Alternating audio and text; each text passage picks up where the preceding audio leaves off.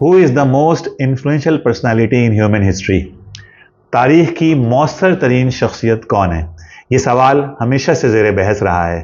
Newton, Einstein یا Edison جیسے scientist, سقراط، کارل مارکس اور ڈارون جیسے فلاسفر، سکندر، چنگیز خان یا نیپولین جیسے فاتحین، حضرت عیسیٰ، گوتم بدھ یا زرتشت جیسے مصلحین یا مذہبی رہنما۔ سوال یہ ہے کہ ان میں عظیم ترین شخصیت کون ہے؟ یہ ڈاکٹر مائیکل ہارٹ، انہوں نے 1978 میں اس کے اوپر ریسرچ کے بعد 28 سال انہوں نے ریسرچ کی اور ایک کتاب مرتب کی جو 1978 میں شائع ہوئی، جس کا نام ہے 100 گریٹس، اور موضوع ہے اس کا کہ موسٹ انفلوئنشل شخصیات تاریخ کی وہ کون سی ہیں۔ اس حوالے سے انہوں نے 100 افراد کا ڈیٹا جمع کیا، ان کے اوپر پوری کتاب لکھی اور ہر ایک کی ریزننگ دی کہ کسی کو انہوں نے جو نمبر الاٹ کیا ہے وہ کیوں الاٹ کیا ہے۔ اس کتاب میں انہوں نے رسول اکرم صلی اللہ علیہ وسلم کو نمبر 1 پر رکھا، یعنی آج تک جو انسانی تاریخ کی جو مؤثر ترین شخصیات ہیں ان میں سب سے اوپر اللہ کے نبی صلی اللہ علیہ وسلم کو رکھا، اور اس کی وجہ بھی انہوں نے کتاب کے بالکل آغاز میں بتائی۔ چنانچہ وہ کہتے ہیں کہ بالکل شروع کی سطریں ہیں، ان کی پہلی 2 سطریں ہیں کتاب کی، ممکن ہے کہ انفلوئنشل شخصیات کی فہرست میں محمد کا شمار سب سے پہلے کرنے پر چند دوستوں کو حیرت ہو صلی اللہ علیہ وسلم، اور کچھ معترض بھی ہوں، لیکن انسانی تاریخ کی یہ واحد ہستی ہے جو مذہبی اور دنیاوی دونوں محاذوں پر بیک وقت کامیاب رہی۔ آغاز میں ہم نے جن شخصیتوں کا ذکر کیا ہے ان میں کوئی سیاستدان تھا، کوئی مصلح تھا، کوئی سپہ سالار تھا، کوئی قانون ساز تھا، کوئی معلم تھا، کوئی لیڈر تھا، کوئی مذہبی رہنما تھا۔ چنانچہ ان میں سے کسی نے کسی مخصوص شعبے پر اثر ڈالا جیسے سقراط، ڈارون، نیوٹن، کسی نے ایک مخصوص علاقے پر اثر ڈالا جیسے گوتم بدھ، کنفیوشس، کسی نے ایک مخصوص زمانے پر اثر ڈالا جیسے سکندر، اشوکا، چنگیز۔ اسی لیے ان سب کا ذکر آج صرف کتابوں میں ملتا ہے۔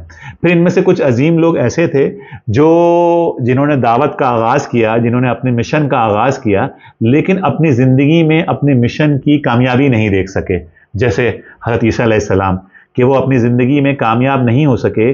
ان کے مشن کو ان کے دنیا سے رخصت ہونے کے 50-100 سال بعد سینٹ پال نے آگے بڑھایا۔ تاریخ میں نبی کریم صلی اللہ علیہ وسلم کی شخصیت وہ واحد شخصیت ہے جن کی شخصیت ہمہ جہت تھی، جنہوں نے بیک وقت اپنے عہد کے زمانے کو متاثر کیا، اپنے بعد کے ہر زمانے کو متاثر کیا، پھر انہوں نے ہر شعبے پر اثر ڈالا، اور آج ان کے چاہنے والے دنیا کے کونے کونے میں موجود ہیں۔ پھر یہ کہ انہوں نے اپنی کامیابی اپنی زندگی ہی میں دیکھ لی۔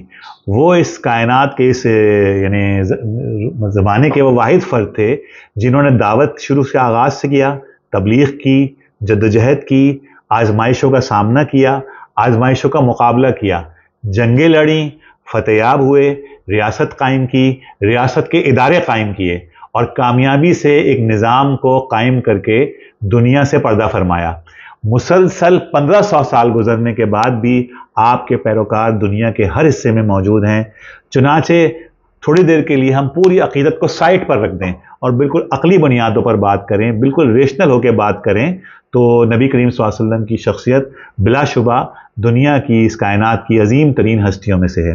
اس کتاب کی اشاعت کے بعد مائیکل ہارٹ کی جس کتاب کا ذکر کیا میں نے، ان کو شدید تنقید کا نشانہ بنایا گیا، بالخصوص عیسائی اور یہودی علماء کی طرف سے ان کا گھیراؤ کیا گیا۔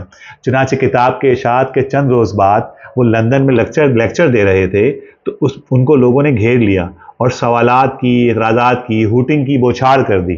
اس پر مائیکل نے کہا، محمد نے سن 611 میں مکے کے وسط میں کھڑے ہو کر کہا، میں اللہ کا رسول ہوں۔ اس وقت ان پر کل 4 افراد ایمان لائے، ایک ان کی بیوی، ایک ان کا قریب ترین دوست اور 2 کم عمر لڑکے۔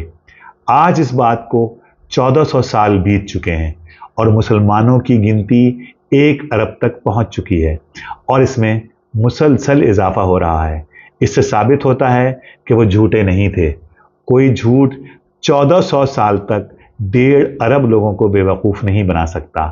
آج بھی 1 ارب مسلمان ان کی حرمت پر جان قربان کرنے کے لیے تیار ہیں۔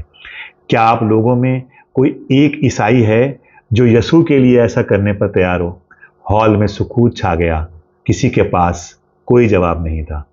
सल्लल्लाहु अलैहि वसल्लम, वो दानाए सुबुल मौलाए कुल, ख़त्मुर रसूल जिसने गुबारे राह को बख्शा, फ़रोग़े वादिए सीना, निगाह इश्क़ व मस्ती में वही अव्वल वही आखिर, वही क़ुरआन वही फ़ुरक़ान, वही यासीन वही तौहा।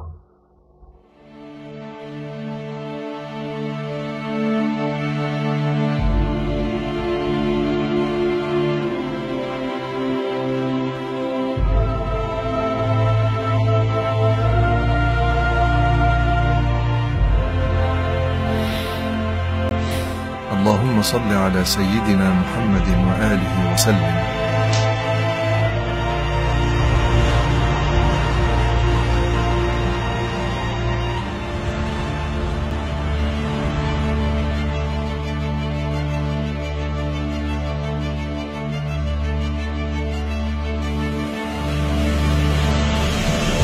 اللهم صل على سيدنا محمد وآله وسلم.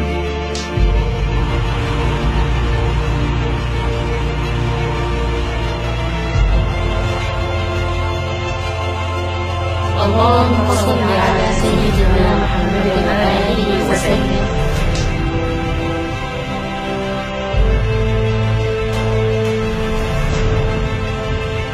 اللهم صل على سيدنا